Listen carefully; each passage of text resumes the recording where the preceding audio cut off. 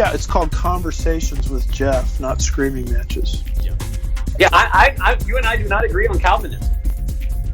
But look how nice we are to each other. I think it's going to really shock a lot of people, thrill a lot of people. A lot of people are going to have to do some soul searching. It's like, you know what?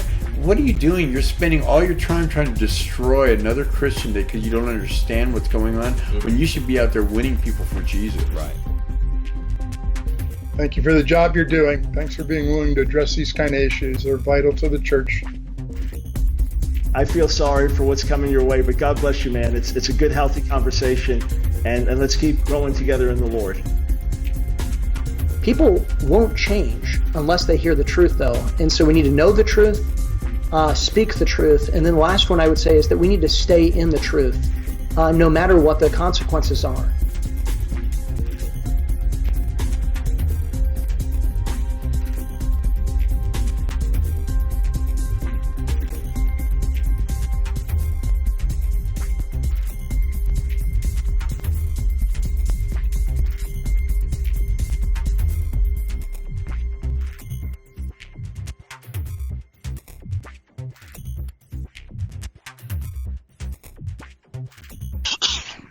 Okay, everybody, welcome to this week's episode of Conversations with Jeff. I'm really excited about today's guest that we've got on, but first, I want to thank you guys all for tuning in, and then also for everybody that tuned in to our first ever online conference we had going on this last weekend, the Destroy Social Justice Conference. Had a great time. I practically lost my voice since I was on pretty much the entire time, introing everybody and talking, and I ended up interviewing Michael Massey, interviewing Trevor Loudon, being on the panel, giving my own talk. My voice is still recovering, but I'm really excited about today, as well as a reminder that we've got our book, Social Injustice, that is actually beginning to be shipped out today.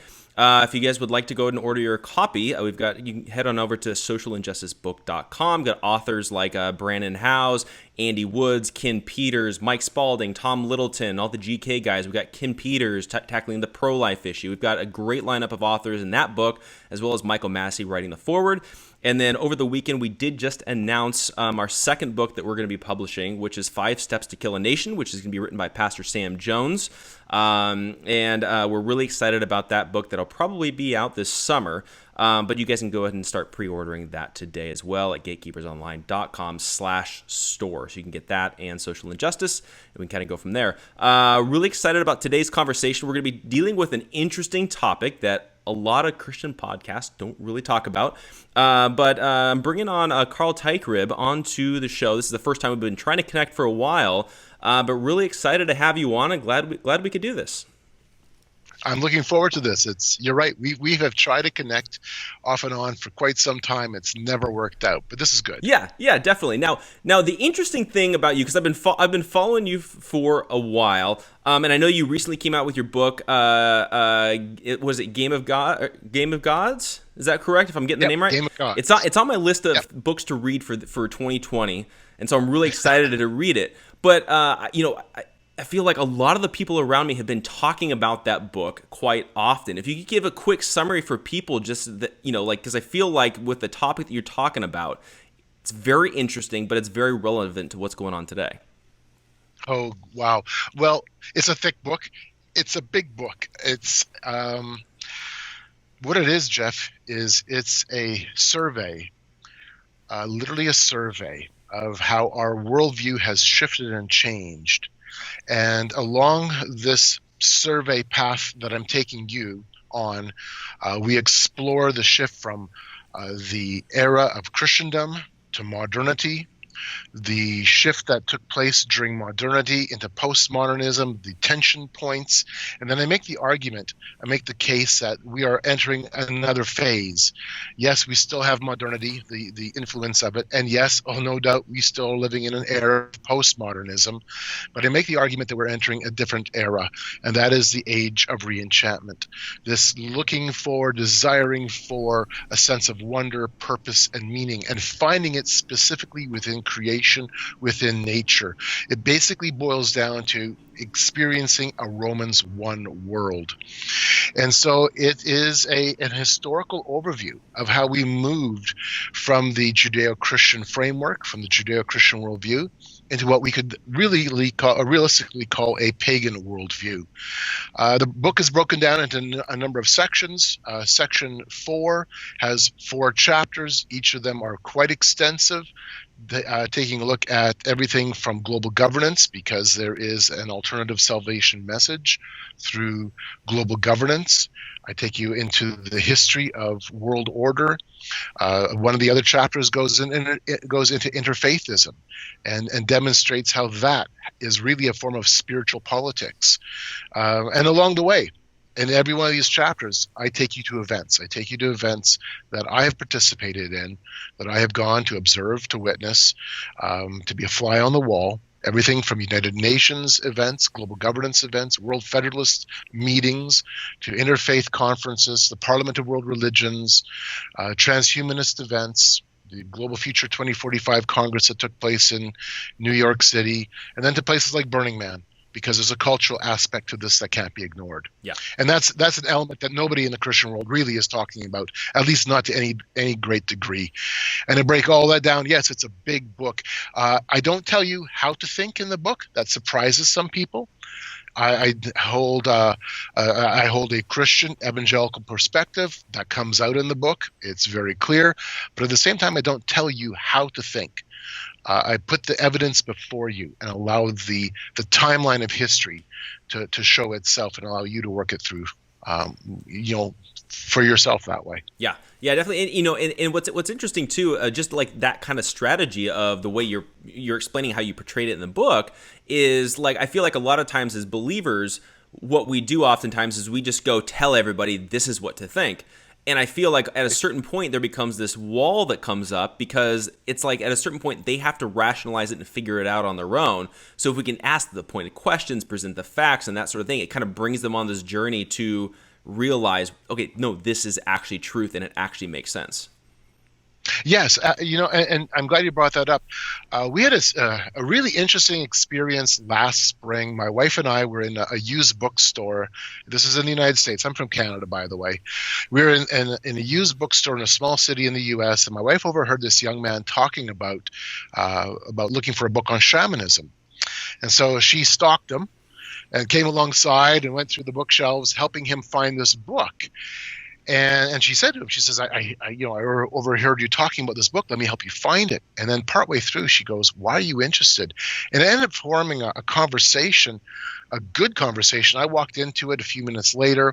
We met 2 days later for breakfast. We had a 2-hour-long talk describing the Judeo-Christian worldview, the approach that the God we serve is different and distinct, unique from creation versus what the world is embracing. And he was interested in psychology, and particularly Jungian psychology. He was interested in shamanism. He was exploring all kinds of things, exploring the questions of environmentalism, paganism. The list just went on. So I gave him a copy of my book, and the guy got back to us. In fact, he got back to us only about 2 weeks ago, and he's like, he thanked us. He literally thanked us for not telling him what to think or how to think, but laying the evidence out in such a way that it forced him to wrestle through it. It forced him to wrestle through it, and then to really weigh what is truly fundamentally important. So right now he is personally wrestling through, do I now believe the claims of Jesus Christ? What do I do with this information? Yeah. And it's good. That's what it's about. Oh yeah, definitely. And like, my uncle, and a lot of people know this about like me as well, is that, he owns he's a believer, but he owns like a freak show nightclub in like North Hollywood, California, right? And okay. And there it's like kind of the underground of like Burbank, North Hollywood, Old Hollywood, that sort of thing. And he's getting people coming in all the time with a lot of these kind of like dark backgrounds, and whether sometimes they're Scientologists, sometimes they're flat out witches, sometimes they're into all these different things. And they come in and then they find out that he's a believer, but he's in this kind of like underbelly of Hollywood, and they're just like shocked that somebody who actually understands, that's like preaching Jesus and literally praying at the drop of a hat if some guy comes in. And it's like to them it's shocking, and it makes them feel like, okay, I can actually approach this guy and talk to him, as opposed to the suits and ties in, you know, a lot of conservative churches where they feel uncomfortable and unapproachable to a certain degree.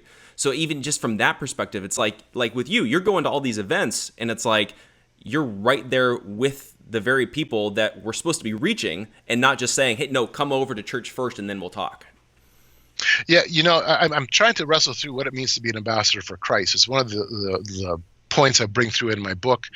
An ambassador for Christ recognizes that you are in their setting. You're in their world. And now, how do we express Jesus Christ honestly, in love, and in truth, and in grace? How do we do it when we've entered their world? The Apostle Paul gives us a great example in Acts 17 when he goes to Athens, to Mars Hill. You know the story. He goes to basically the trendsetters of the day. He's speaking in the marketplace. He goes to the Areopagus. He's taken to the Areopagus, and he is questioned on his beliefs, and he uses their spiritual setting. He uses their spiritual situation because he's taken the time to unpack their worldview. He's taken the time to unpack where they're at spiritually, and he's entered their realm. And so he's able to say, hey, look, I even found an inscription to the God, or to a God that says, to the unknown God. And this God I want to proclaim to you. So he leveraged their cultural, spiritual setting, and he entered into their realm to do it, and then brings the gospel forward at that point. We tried something like that, and we've been trying something like this at Burning Man. We've gone to Burning Man now 3 years. We set up a tent.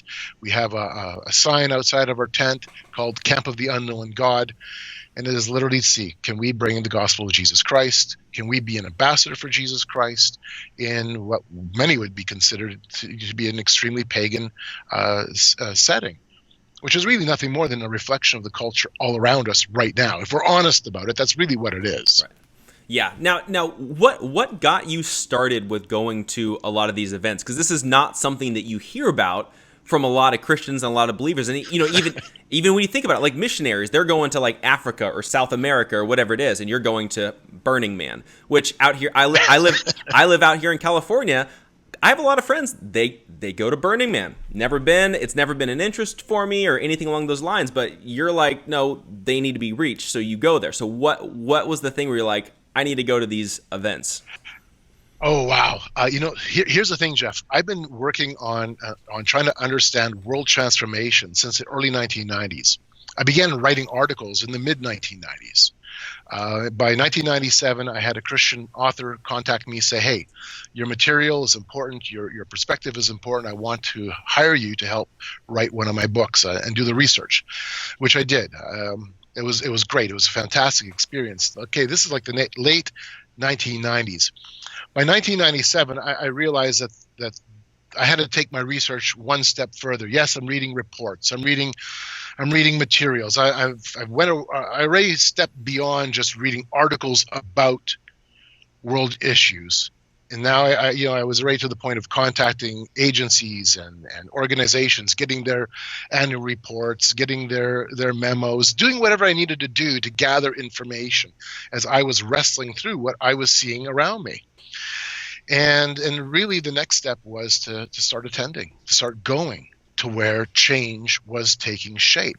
So the very first event I attended was back in the spring of 1997, and that was in Vancouver, British Columbia. It was entitled the Global Citizenship 2000 Youth Congress, a gathering of 300 students right from elementary up to university. It included teachers, social change agents, folks involved in writing curriculum. They had brought on board the United Nations official, Robert Mueller, to kind of be our inspiration, our guiding light.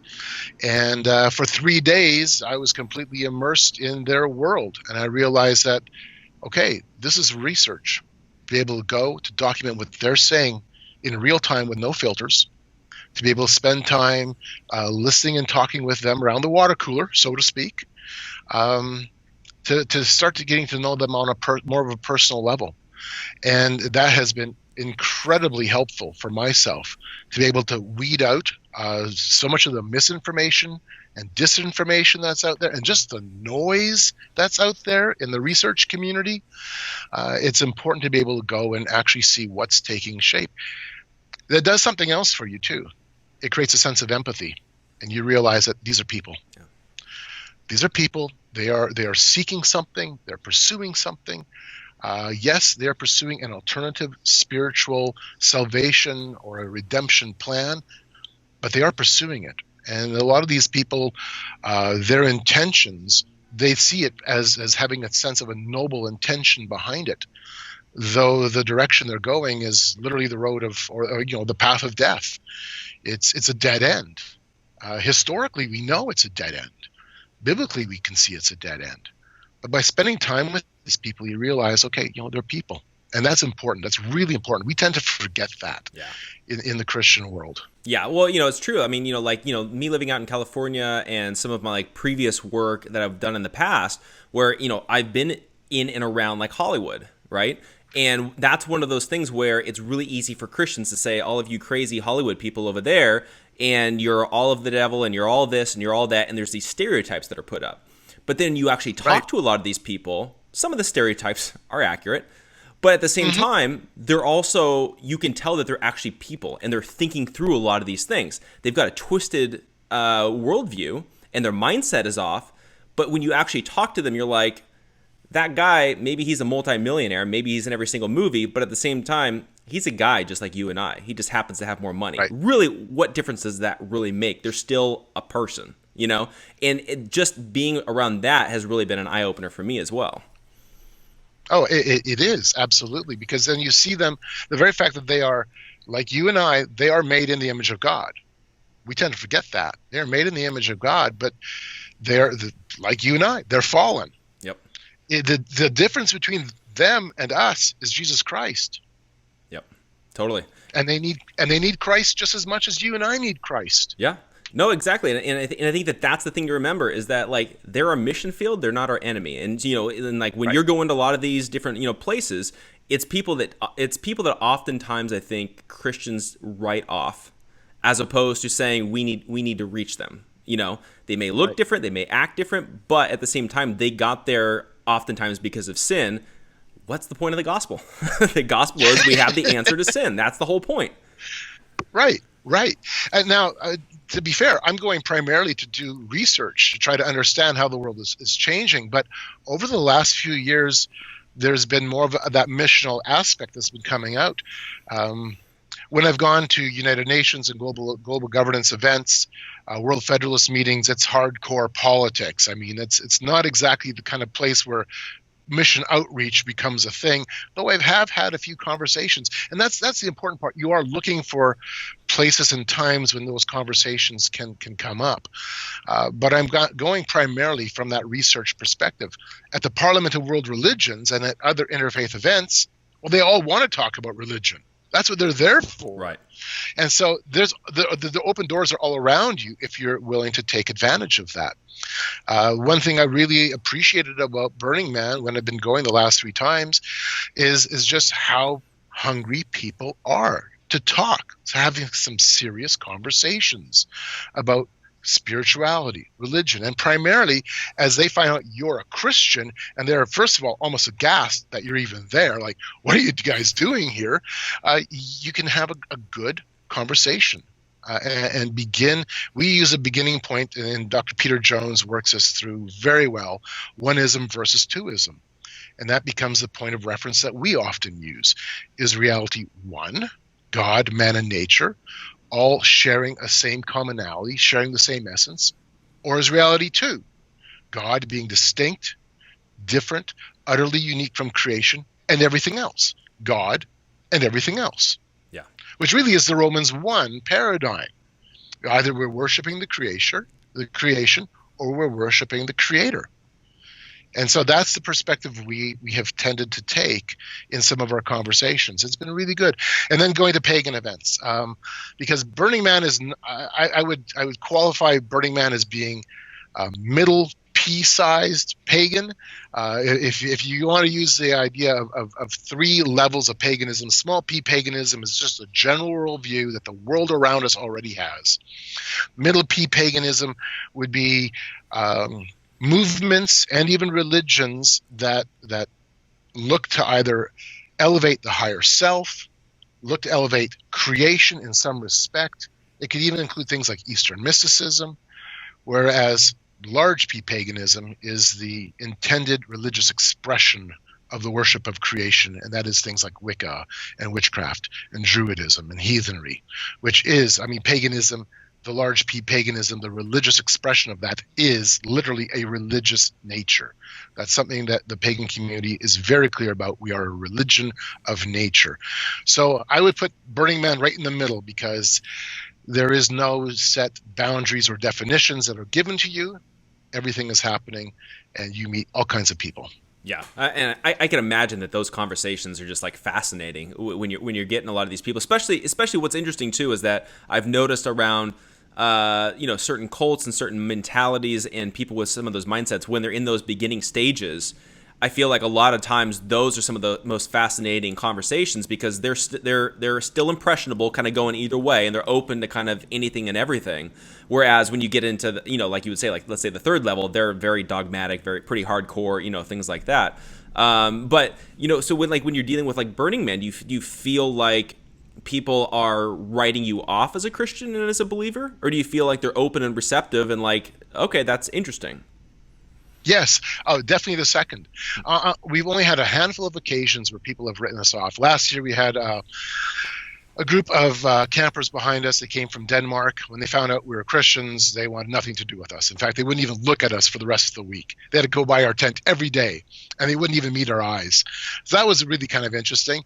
The very first year that I went with my friend Bob Worley, we only had one fellow who, when the name Jesus Christ came up, literally just, I don't want anything to do with that, and walked away. Other times we've had people come back, and they've come back, and they want to talk, and it's respectful. It's how you approach it. You're going there to listen to them. That's the first thing you do. You invest in their life by listening to them, by not talking about yourself first or what you believe first, but allowing them to express their views, their beliefs, and then bring it back to where the conversation began, which is oftentimes the name of your camp. Well, what does this mean? Right. And then you'll take it back around to that point, which was your initiating point, and then you can go into what makes Christianity unique, what makes it distinct, why you should consider it seriously versus the caricature and the stereotypical mockery that you see of it at Burning Man, because that's there too. It's there in spades. Right. And you got to learn, and it doesn't matter where you go, and you know this, Jeff. You got to be able to differentiate between something that's, you have to be able to differentiate between what is offensive to you personally. How do I describe this? I got to say it better than that. There's a difference between finding something personally offensive and being offended. Mm-hmm. Yeah. Okay. You can find things offensive, and you'll find all kinds of things offensive. It's all around you, the mockery of Christianity, but you can't be personally offended because it's not about you. Right, and that's a really good point to make, I think, as well. But in one of the event that you just came from was a flat out like pagan event, correct? That's right. Yeah, that's right. Yeah, and a bunch of people all gathering together, all essentially surrounding with paganism in and of itself. Now, before we get to the actual event, wanted to have you actually define for people like what is paganism, because a lot of misconceptions out there, a lot of they just throw the term around, and I don't think a lot of people actually understand what it is. So when you're talking about paganism, what is it that you're actually talking about?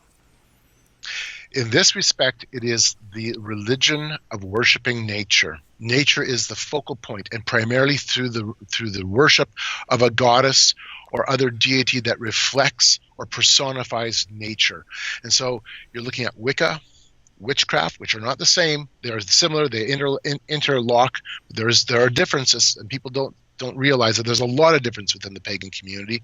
You're looking at Druidism, heathenry, voodoo. All of these are at their core a religion that worships and personifies nature in a spiritual framework. And I mean, this is a religious movement that is a reflection of the breakdown of the Christian witness already. What I find quite disturbing when I go to these events, and now I've been to three pagan conferences, I've been to a few other smaller pagan events. What I find very troubling is how many people have come out of a Christian worldview and adopted paganism. They have moved away from their Baptist church or from their Pentecostal church, and they have now embraced Wicca, or they've embraced some other form of witchcraft. They've become a Druid. The list goes on. I mean, Jeff, it was no different at this event. I was at one workshop ritual that happened where the priest of this coven had even gone to Bible college, was looking to become a minister, had a real interest in Christian apologetics, then had a paranormal psychic experience. He went to his pastor, he went to his professors. All of the Christian leaders around him said, it's not important. Don't worry about it.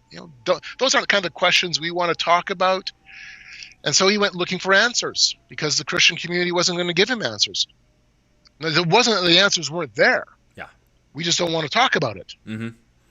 And so he went looking, and he went straight into the arms of the Wiccan community because they had answers. Yeah. And I've heard stories like this repeatedly at these events. I mean, repeatedly. Last year I was at a witchcraft Wiccan pagan conference. One of the questions that popped up in the room, and it was a room of maybe 60 people or so, who here comes from another faith tradition? And by that, it was implied Christianity, because around the room, hands shot up, Methodist, Pentecostal, Baptist, Lutheran, on and on it went. And I'm like, something's wrong. Yeah. Something's wrong. Now, do you think that the primary thing is just the fact that Christians in general, either they're uncomfortable and they don't want to discuss these things, or is it that people aren't educated and don't know, or is it a combination of the two? Both. Oh, it's definitely both. And I understand. I mean, as pastors, as church leaders, and I used to be a little bit harder on pastors than I am now, I guess. But at one point, I was like, how come you guys aren't getting this? How come you guys aren't recognizing the changes that are happening around you, taking it seriously? Because in many respects, as Christian researchers and authors, it seems that you're kind of shouting against the wind. But I've got to give them some slack in the sense that, hey, they've got church issues to deal with. They're involved in counseling. The list goes on. Their plates are heavy.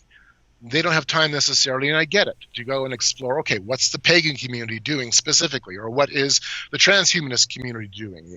They don't have time. And so often I think what happens is somebody comes to them with all of a sudden an imposing, difficult situation or a question, and it's easy simply to say, you don't have to worry about that. Yeah. You don't have to worry about that. Wrong approach, because then the person goes looking for answers elsewhere. And no, it's very true. I was a worship leader at a church out in Arizona for a while, and being there in that scenario was really eye-opening to me, because it was really before I was really paying attention to theology and doctrine and apologetics and things like that. It was just kind of like, we're all Christians. What's the big deal? And so I was, mentoring some of these kids that are in the worship band and running sound and things like that. And there's one kid, specifically that I spoke to him after a couple of years after I was no longer working with that church, and we had lunch, and now he's a full-blown atheist. And I asked him, I'm like, well, what happened here? Like, how did you go from being hardcore apologetics, like reading all the right guys, to flat out rejecting Christ? And it literally boiled down to, he approached our pastor and had questions about, how do we know the Bible's true? And the pastor said, you just have to have faith. And he's like, that doesn't make sense. And so then he kept pressing, and they're like, stop causing problems, just have faith. And it's like, we should be able to have more of an answer than just believe it because we say so. It, like, to me, I always say, if what we believe is true, then everything in the world should be able to support what we believe. And that should go for science, for history, for geology, for everything. It should all be able to support what we believe because it is in fact true. It's not just a take it by faith and reject all evidence, because the evidence should be pointing to what we believe. Exactly. I agree. This has been, I hate to say it, but it's true. This has been a very contentious, and I see this now as a contentious point where we have dropped the ball as Christians. We, at one time, the Christian community was the hub of intellectualism. We no longer are. Yeah. We've let that go. And so it has become simplistic, whereas the world isn't simple. The gospel message is a simple message, yes, but the world itself is nuanced, and the world itself is complex. And if we don't want to engage, people look elsewhere.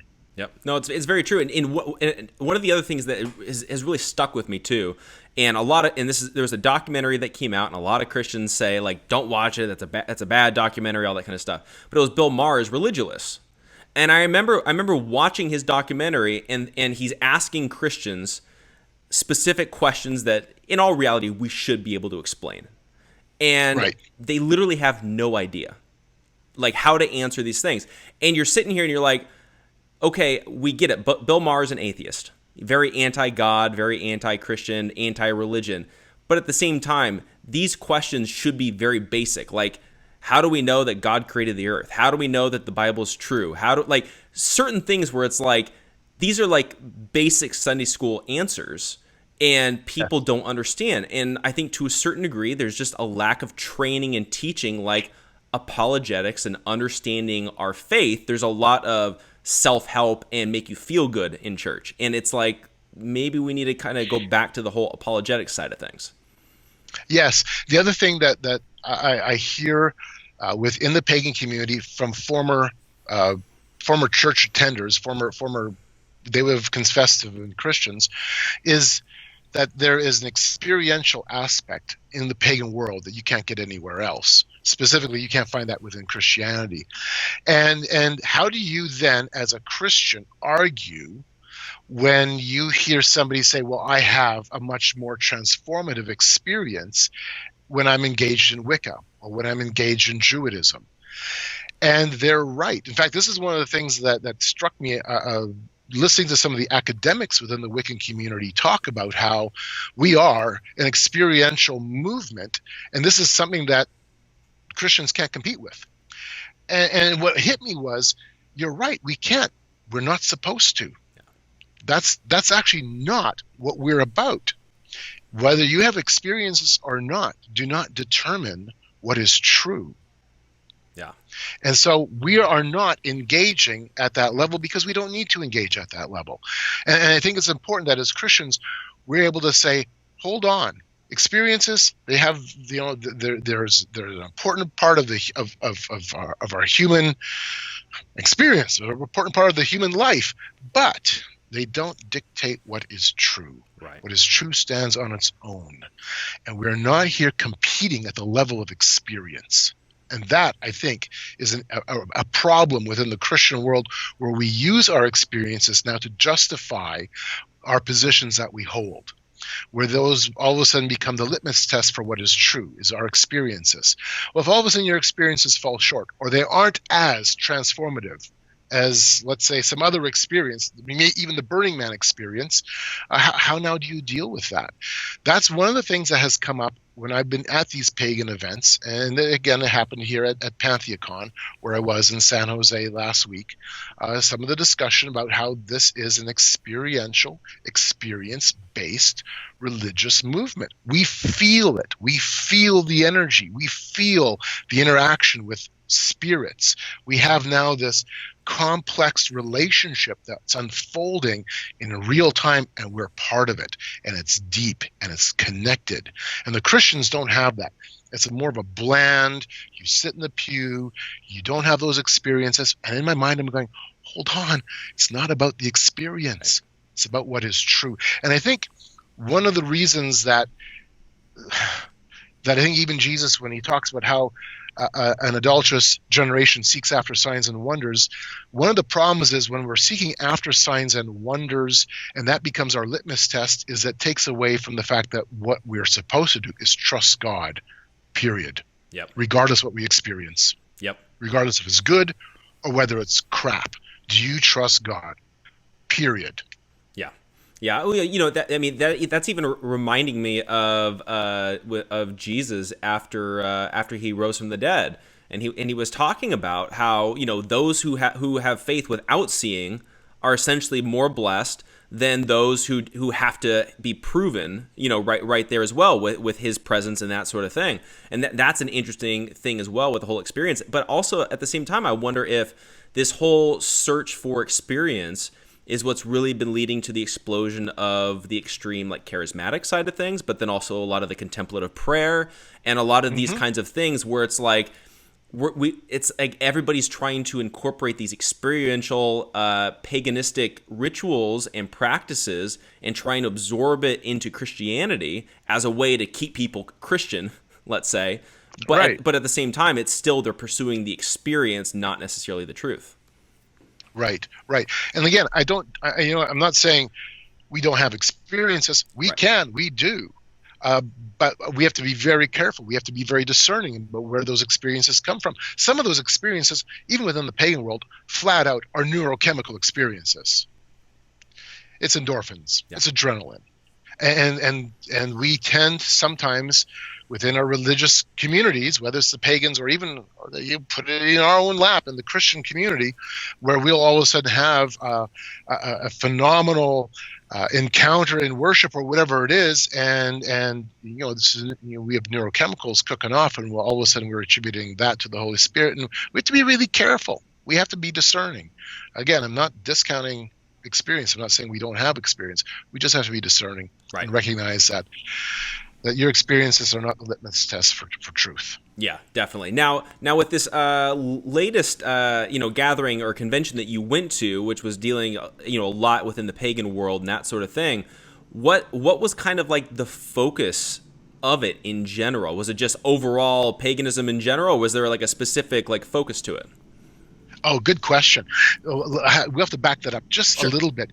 This is the 26th and the last Pantheacon. Now, Pantheacon is the largest indoor convention of witches and druids and heathens in the world. Okay? It's been going on, like I said, 26 years. This was the last one, which is one of the reasons I wanted to go. It's not the last one because the pagan community is, it's in decline. No, it's not. Actually, it's growing. And that's part of the problem. As organizers behind the event, they're being burnt out. This is a huge task to hold an event of 2,500 to 2,800 pagans. And so there's a weight to it. The theme, that being said, being the last Pantheacon, the theme really was, it's the last Pantheacon. Now what? Mm-hmm. Now where do we go with it? And what was interesting was behind that was the rumblings of attention within the pagan community. And this is also one of the reasons why this was the last Pantheacon, was because there is a tension within the pagan community. The umbrella, as one person described it, the pagan umbrella has become so broad that the edges are all tearing out, because now everybody is coming under the pagan umbrella, and they all have their politically correct, they all have their woke, their whatever their fad and fetish is, and they're all demanding that they have equal space and equal time. And there's a tension. There's a real bona fide tension. And you don't get this until you start interacting with them on a one-on-one level and going to their events. There's a tension. So this year, the opening ritual of Pantheacon, one of the things that they were very, very clear about is we have to have in our opening ritual an invocation to the non-binary deities, so that the trans community can feel like they're welcomed, because in years gone by, the trans community has felt like they have been sidestepped or trampled upon by others in the pagan community. And they're going, hold on, what about us? And now, keep in mind, this event was done in the DoubleTree Hotel in San Jose. It's a public venue. I mean, there's other patrons who are not part of the pagan community that are renting hotel rooms. And so they have to interact all weekend long with hundreds and hundreds, probably almost 2,000 pagans in various different guises and dresses. And I mean, it's very, very colorful. There are some of the most bizarre dresses and the most bizarre get-ups imaginable as they're trying to prove their point or demonstrate their particular subculture or subgenre within the pagan community. And so there was this real tension between how now do we, as the pagan community, wrap our arms around what we have in the past kind of marginalized. And so they had a lot of workshops on non-binary spirituality, on transgendered Wiccans, transgendered pagans. This time they had a workshop. It was a Peoples of Color, Pagans of Color caucus, because the people who are of color, be it either blacks or Asians or Hispanic or indigenous, felt that they had been marginalized over the years by the white, more or less Anglo-Saxon, European pagan, because really the rise of neo-paganism is built upon or predicated upon a lot of it on European myth, European religious practices. And so they feel that they have been marginalized. And so you have all of this politically correct tension. One of the things that came through with this tension was an announcement was made that all of the bathrooms in some of the main areas on the main floor where the conference was being held, again, keep in mind, patrons who are not pagan are there too. All the bathrooms had non-gender signs placed on top of them. You couldn't tell which was the boys or which was the girls. And they were all gender-neutral bathrooms. And I'm like, oh, guys, okay, you're doing this to appease all the politically correct tension that you've got going on. And it's palpable. I mean, there's some pretty heavy stuff going on in the pagan community as they're wrestling with this. And I felt bad because I'm like, all right, if mom and dad have brought their kids for the weekend to go and spend some time in the pool at the DoubleTree in San Jose, just regular mom and pa, and their kids are seeing this stuff because it's very open. I mean, they're flaunting it, very much flaunting it. What are they thinking? Like, I mean, come on, aren't you now, imposing your so-called inclusive values and forcing that upon everybody else who's there? Yeah, it's an interesting point too, because and the thing is, the thing that always fascinates me about a lot of these like subgenres and different groups like this is they go so hardcore inclusion, but then also so far and so hardcore anti-mainstream. It's this weird like tension going on between we want to be inclusive, but we're going to reject everything that's mainstream. And it's just, it doesn't make logical sense, but for whatever reason, that's how they think. And so, just even having a conversation with somebody, it's just kind of like, how do you broach that and really deal with that root issue of claiming to be inclusive and then clearly not being inclusive? Mm-hmm. I know, and there's a lot of places even within like this is our agenda book for the week, for the weekend. It was a 4-day event. There's a number of places in here where they're very clear. We want to be inclusive, and then there's a few places like even for the people of color caucus, it was they make the statement that you have to self-identify as a person of color to actually go into the caucus. A few places where all of a sudden you're realizing your inclusivity is kind of banging up against a hard wall, and yeah, that's part of the tension that this particular community has a hard time navigating, and it's been brewing for a long time, and this event specifically kind of was the sharp edge of the spear, as all of a sudden it was dividing asunder their own pagan community. Yeah, and what's interesting too about that is I think a lot of times us as believers, we think that we're the only ones that are dealing with this PC culture, because we're really seeing it infiltrating like within the Southern Baptist Convention, within the Gospel Coalition, the PCA, and we're struggling with this within our own little group of people. And then the pagan community of all people are also struggling with the exact same things that we're struggling with. And I feel like that's fascinating that this PC culture has been infiltrating not just Christianity, not just politics, but every way of life. And that's evidenced by what you experience at that pagan convention. Right. And what's fascinating with it is, in many respects, the pagan community is progressive left, very progressive left. It is PC culture, but PC culture itself, even when it's being expressed by that very culture, also ends up tearing each other to pieces too. I mean, in the name of inclusion, all of a sudden everything is acceptable, but it's still not acceptable. And now how do you deal with this? How do you deal with this conflict? And yes, it's there. It's definitely there. And so they're wrestling with this too. Which is fascinating. To me, that was really fascinating. I overheard a few conversations about how one particular coven was having to deal with racism in their coven, like some serious racial issues. And I thought for a minute that they were talking actually about the event I was attending here with them, PantheaCon. Like, are you talking about some of the underlying problems that happened last year? Because I know what some of those problems were. And like, no, this is actually about our coven. Oh, okay. So it's deeper than just what I'm seeing at this event. Oh yeah. Oh yeah. Like, wow. So even in a progressive left pagan culture, there are times when you can't even where there's no end to being progressive left. And if you're not progressive left enough, well, all of a sudden, wow, you're intolerant. Yeah. Well, but by the way, we just had somebody comment on Facebook, and they go, "This is fantastic. Can this be 2 hours?"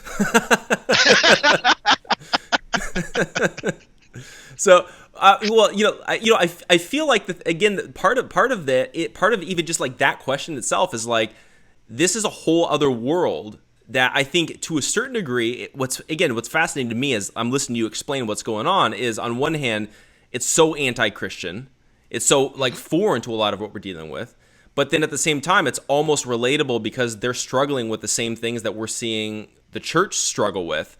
And so it's like, to a certain degree, there's a certain empathy, but clearly they have the wrong answer. We both we're both seeing the problem, but the church should have the right answer. They clearly don't. And it's seeing how both sides are actually responding to it.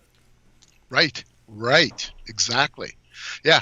And in their response is more inclusion.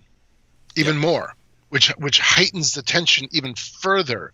It may be a Band-Aid for a short time, and it is a Band-Aid, because they're all singing Kumbaya together at their final rituals kind of thing. It is a Band-Aid of sorts, but you have to hone in even more on that inclusivity to the point where all of a sudden it gets really awkward. Mm-hmm. Yeah. Now, when you're dealing with like paganism and things like that, I feel like a lot of times Christians will look at it and they'll say it's the worship of Satan. It's like Satanism, and I hear that a lot in relation to that. So, but then you're saying it's more the worship of nature and things like that. So how do those two things play in together, or are they even correlated at all? Great question. Fantastic question. Biblically, of course, what we are talking about obviously has a satanic backing behind it from a biblical theological point of view. The pagan community, though, doesn't accept our theology. They don't accept the concept of that Satan is behind what they're doing. That said, last year I attended a pagan gathering in Minneapolis. It's called Paganicon, and it's the largest indoor gathering of pagans in the Midwest. And last year, they specifically invited Satanists and Luciferians to be a part of the pagan community, recognizing that they represent the left-hand path, the darker path, but that realistically it's all the same path. It's the same coin, so to speak. I went to a workshop by a Satanist at Paganicon, and it was interesting because you're there listening to the conversations, and before the Satanist gave her lectures or gave her presentation, she was talking to some of the other Wiccans that were in the room, and in a way they're almost apologizing to each other. And that came out too in her talk, in her lecture, as other pagans were saying, hey, we've done you a disservice as Satanists because we've always viewed you as being apart from us. But realistically, you are a part of us too, but it's just a different expression. And so there was this interesting combination now at that event between pagans from this category and Satanists and Luciferians from that category coming together. I asked the question, and others did too, that were similar kind of questions. What's the difference between Satanism and Luciferianism? What's the difference between Satanism and paganism? Well, Satanism and Luciferianism was explained this way. Luciferianism is the intellectual pursuit of gnosis through the concept of Satan. It is an intellectualized process. Whereas Satanism, and I didn't realize there was different categories of Satanism. There's spiritual Satanism. There's atheist Satanists. There's a whole pile of categories. I'm like, I thought Satanists were Satanists, but they're not. Yeah. And Satanists are more the carnal, worshipful aspect of Satanism. So one is intellectual, one is more carnal, and there's overlap between the two. Whereas pagans and paganism, Wicca, the world of witchcraft, Judaism, is not about worshiping Satan. They don't even bring Satan into the equation. It's about worshiping very specific deities, very specific gods and goddesses, usually represented in the mythologies of old. It could be Hecate, it could be Diana, it could be any one of the Greek pantheon or the Nordic deities, Thor or Odin. The list goes on. And so they are worshiping very specific gods and goddesses, spiritual entities that are representations of nature. Because all of those mythological deities were all, in some respect, an extension of natural experiences and natural processes. So certain gods and goddesses would have attributes like sexuality and fertility. Others would have agriculture. Others would be victors in war, Nike and Athena. And so the pagan world, not the Satan pagan world, but the pagan world, views their lineage as coming from that background, that understanding. Right. Now, so when they're worshiping these different like deities and that sort of thing, are they worshiping them in the same way that, let's say, we would worship God, in the sense of we believe that He's a real, being, and so we're worshiping and we're talking to a real being, or is it more something that they represent, like you were talking about, like agriculture? Like, is it like a persona of a perception of something? Both. It depends who you talk to. Yeah. And then that's one of the things that makes paganism kind of interesting in the sense that they don't have a list of creeds or dogmas or whatever. There's not there's how do you say this? It's not a theologically solid or sound position, because everyone comes at it interpreting it in their own way. And you're told that over and over again. It really doesn't matter if the gods and goddesses are real gods and goddesses, as long as what you're doing works for you. Yeah. As long as the ritual works for you. For others, when you talk to them, yes, those gods and goddesses are very real. And I mean very, very real.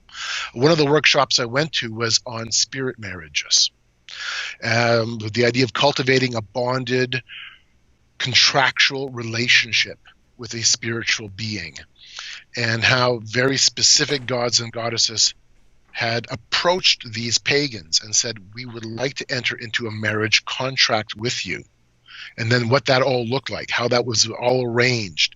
And for those pagans, yes, they are entering into a profound, deep contract, literally a marriage, a spiritual marriage. And even the discussions were, now what do we do with our spouse, like our human spouse? And how one of the pagans was talking about how they had to actually sit around the table, because he was married to a certain goddess. She was married to a goddess and a god as well. And they had other deities that wanted in on this polyamorous human spiritual relationship. And then they had to sit down and work through literally an agenda, a timeline, sitting down with a calendar. Who gets to be with who for the month? Right. I'm like, this is just wow. But they took it very, very serious because they are having some type of an experience with a spiritual entity, and they themselves called it being possessed. They understood it was voluntary possession. Yeah. So then, as believers, how are we supposed to like respond to something like that? Because if we come into an interaction with somebody, I mean, that is so foreign to anything that we're familiar with. It's like, how are we supposed to respond? Like, are we supposed to engage in, this is a real thing, this is in your mind? Like, how do we deal with something like that? You know, I don't even think we go down those roads. I think we respond by having to look at the question back to Dr. Peter Jones' methodology: is reality one, or is it two? Yeah. We have to look at it. I mean, it sounds so basic, but it is really the framework, the bottom line regarding the Judeo-Christian worldview. Is it true, or is your worldview true? Is reality one, or is reality two? I'll give you an example. When I was at Burning Man the first year, my friend Bob had to leave for a day or so, and I was at my camp by myself, and this young Russian artist came by. And he looked at the sign, Camp of the Unknown God, and he blurted out, "Who is this unknown God?" Which was really cool. So we're like, hey, get under the shade. Here's some Gatorade. Here's some water. Here's some food. And we talked. And I said, hey, I want to know about who you are. Tell me about about you. And so he went off about, he's an esoteric philosopher. He's involved as an artist to try to understand his spiritual worldview through his art forms. And I go, oh, you're a oneist. And he's like, I'm not really sure where you're going with this. I said, well, the idea of that man, nature, and God ultimately all share the same essence. Well, yeah, absolutely. Yes. If that's what you mean, it's oneness. His worldview is oneness. I use the word oneist or whatever it was to some extent. But he goes, yeah, of course. Yeah, everything's all one. So I said, are you telling me that as an artist, you have the same value as your artwork? And he goes, no, of course not. I have a higher value than my artwork. Are you telling me that God, the ultimate artist, the one who created the mountains that surround us, this incredible desert, this amazing sky above us, you're telling me that the ultimate artist is the same as his artwork? And all of a sudden he got this smile across his face and he goes, I see where you're going. Yeah. And that opened up the conversation. Yeah. Well, see, and that's the interesting thing is like when you have these conversations, it's like you're walking through the process with them and asking them questions, not just saying, right, you're wrong and here's the answer. Right. So when it comes to something like interacting with somebody who has a story, as for many Christians, it would sound just completely bizarre. For me, it doesn't sound bizarre because I've interacted with these people enough. It doesn't sound bizarre. Mm-hmm. They're serious. I mean, they are truly, truly serious. And by the way, the lady giving the presentation came from a Pentecostal background. She accepted this spiritual marriage completely. This was real. And so it sounds nutty for us as Christians, but for them, it's absolutely real. And I think it is real. There is something going on. There's no doubt. There's some possession that is going on. But we don't start by breaking that down. Don't even go there. Yeah. Find a more basic and more important beginning point. Yeah. Now we had somebody on Facebook. Linda asked the question about these spiritual marriages, and they said, "Is this like an incubus? Is it succubus issue with these marriages?" No, it's not like that per se, but it's more of a contract-based possession. you can have my body, be in my body. You will experience my experiences. It will be consummated through a sexual experience as well, where the being will feel your sexual energies, and it's more that of a voluntary, literally a contract. They are, as is explained, they're even having a contract base laid out where the boundaries are set. It sounds wild, and it was. I'm like, you are literally talking about arranging and organizing. It's not just simply willy-nilly. You are organizing a possession. Yeah. And the being came to you, asking you. One of the big talking points was what happens when multiple beings come wanting your hand in marriage, and those beings don't get along with each other. Hi, Jeff. I mean,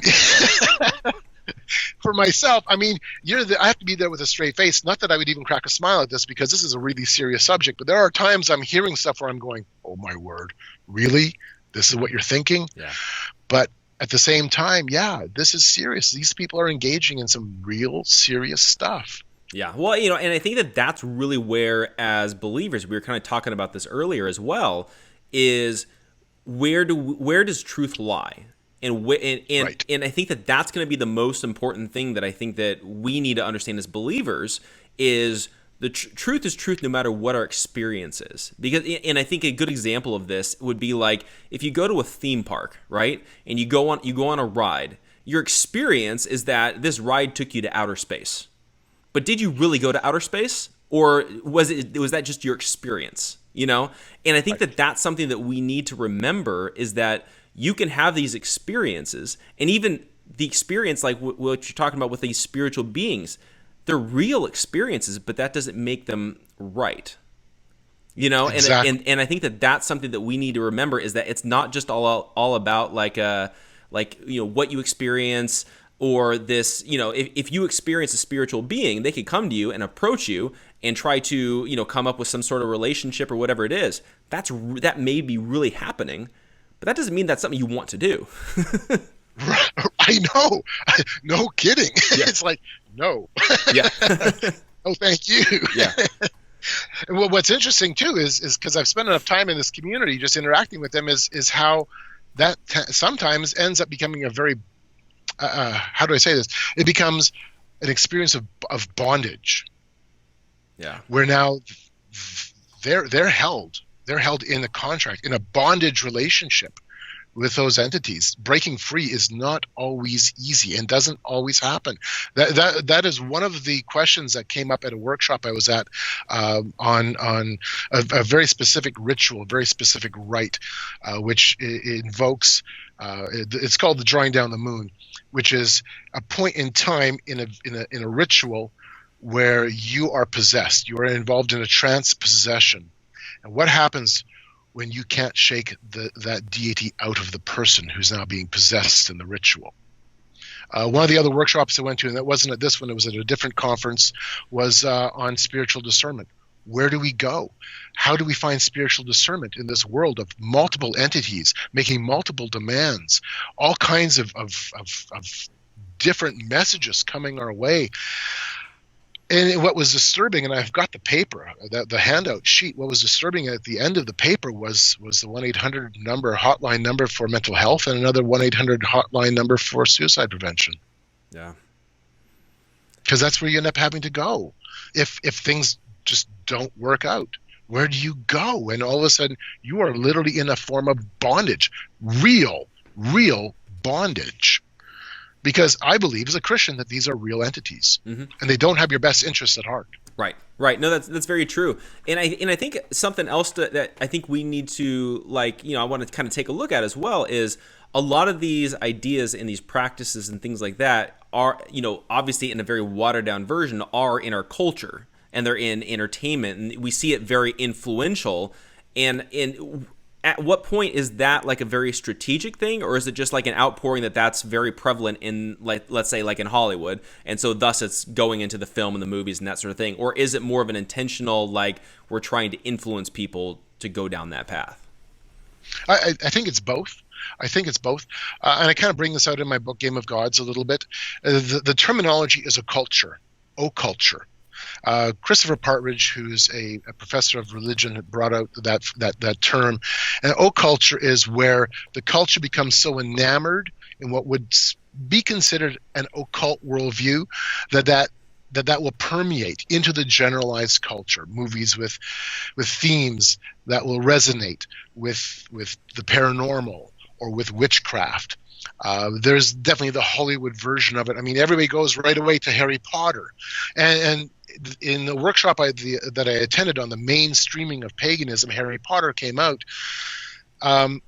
What was interesting with the movies in the book Harry Potter, one particular coven set up a school of wizardry, an online school of wizardry, to try to capture that attention. And it has classes for young people, and you can pay a fee and take all these different courses. But in the conversation that took place, it was interesting because these are the people who set that course up, who set up the school of wizardry. They said, hey, we expected to be flooded by young people looking for the Harry Potter experience, and we would use that as the gateway.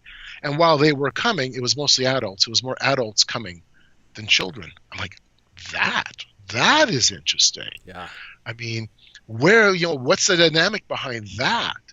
But I think it's part and parcel with the very fact that we have seen the cultural change from the late 1960s till now, and that cultural change comes in this way. It began realistically, and there's a tipping point that occurred on April the 22nd, 1970. That was the very first environmental teach-in, what we now know as the First Earth Day. And that was extremely pagan in the sense that they came out with a handbook called the Environmental Handbook. I've got a copy sitting here on my shelf not far away. The very first chapter in the book decries Christianity and tears down Christianity and says, look, we're having a worsening ecological crisis because we have this Judeo-Christian worldview. And I think it's on by page 330 or 334, something like that in the handbook. You literally have a list of religions that should be replacing Christianity because they have a better ecologic worldview, including things like shamanism, witchcraft, list goes on. April the 22nd, 1970 was a tipping point when we began as a culture to move away from the idea that we were worshiping the Creator, and now we have our allegiance and our loyalty to the creation. And there is a definite, discernible, you can document it, as we in the West bowed our knees to nature. At the same time, we saw a sexual revolution taking place. We see a social revolution taking place. We literally are walking in a Romans 1 paradigm. And for me, then, it's no surprise that there is a rise in this movement. It also comes in part because of what was taking place in the 1960s. The 1960s were pivotal. It really was that watershed moment when both postmodernism was birthed and at the same time its replacement was taking shape at the exact same moment, which is this concept of re-enchantment. We now find our purpose and our wonder in the natural world, in creation itself. Yeah. And I think that the interesting thing is looking at celebrity culture today. I mean, we see that exemplified constantly. And I know that one of the things that a lot of people, always point to, and sometimes, it can come across as conspiratorial and things like that, but it's you look at award shows and then it's clearly pagan, if not satanic, the kind of stuff you're seeing. Mm-hmm. And then the question then becomes, is it that they're just embracing that kind of thinking, or they're actually doing that practice? And that's where it starts to get, that kind of divides, I think, Christians and believers, is it's they're just doing performance art, or no, they're actually into that kind of stuff. And that's the interesting conundrum I think we have as believers watching this happen before our eyes. Right. And I think that's where it's important to try to understand what is the worldview of the people who are engaging with it. Yeah.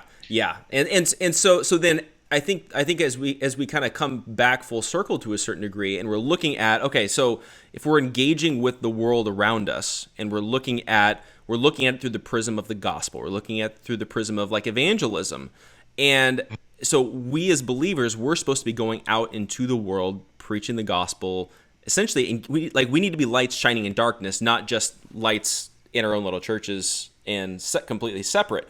So like Right. how do you recommend like the everyday normal person that maybe they're like, I'm not ready to go to Burning Man, but I still want to go out and be a light shining in dark. Like what are we supposed to do as the everyday normal Christian? Oh, great question. And you know something, I'll couch it this way first. I wouldn't recommend that everybody goes to Burning Man. You can't. You just can't. Physically, we can't, number one. I think it'd be wonderful. We had 10,000 dedicated Christians who went to Burning Man. It would probably change the face of it in many respects. But that's not going to happen. Nor would I recommend people go into some of these settings. They have to understand why they're going. But I think to the heart of your question, I think for the average person, we have to take we have to recognize that we are ambassadors for Christ. This is key. What does it mean to be an ambassador? We understand the comparative language the Apostle Paul uses when he talks about running the Christian race. We're running the race, or we're trying to attain the prize, or we're a soldier for Christ. We get that kind of metaphorical language. Or I'm a laborer for Christ. He uses the concept of being a farm laborer. These are metaphors and word pictures that Paul uses. But then he makes an interesting statement in one of his other writings that you are an ambassador. Now, he didn't say you're like an ambassador. He says you are an ambassador. Okay? What does an ambassador do? Do you know? Have you spent time rubbing shoulders with ambassadors? I ask this question when I do talks on some of these topics. How many in the room has spent time in the diplomatic community? Normally, no hands go up. On occasion, a hand goes up. It's almost never. And so I'm like, all right, how do you know what an ambassador does? Do you get it? How do you get this? Jeff, a number of years ago, I was at a Chicago Council on Foreign Relations meeting where the U.S. ambassador to Saudi Arabia was giving us a presentation on what it means to be an ambassador. He was not a Christian, as far as I know. He was describing his task and how foreign it was to him. He was an attorney by profession, but had been chosen to be the U.S. ambassador to Saudi Arabia. And so he broke down what it means to be an ambassador. I walked away from there, and it took a long time to kind of process it. But this is what I walked away from, and I'm going to put it in Christianese because that's the language we use, right? So as Christians, here's the breakdown, the Christianese version of it. An ambassador, first of all, you are the lawful and legal authoritative representation of your king. Period. I can't think of anything higher than that. I can't think of a calling greater than that. You are literally the legal and lawful representation of Jesus Christ. Wow. Everyone who's a believer is that holds that authority in that you are literally the legal and lawful representative of the King of Kings. So that's what an ambassador is. He is the legal and lawful representation of his government. Second, an ambassador has to understand the culture that he's going into. And this came through by what the ambassador from Saudi Arabia was telling us. He has to study that culture. He has to know the culture, not that he becomes the culture. He is in that world, but not of that world. In fact, he recognized he's set apart from that world. He is different. He is distinct. He's unique in that world. But he has to know that world well enough that he can present the king's message to that culture in a way that they'll understand it. And he goes to where they are. He also recognizes that he is not there presenting his own agenda. He's no longer there to present his own perspective. He is there to represent the king's perspective, give the king's message.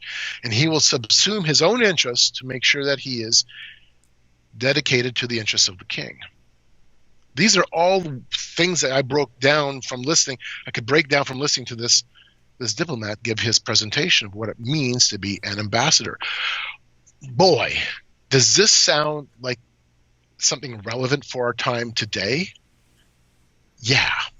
We're not to hide our head in the sand. We're not to build walls around ourselves. We are to be ambassadors. We are ambassadors. Does that mean it's going to be easy? Nope, not at all.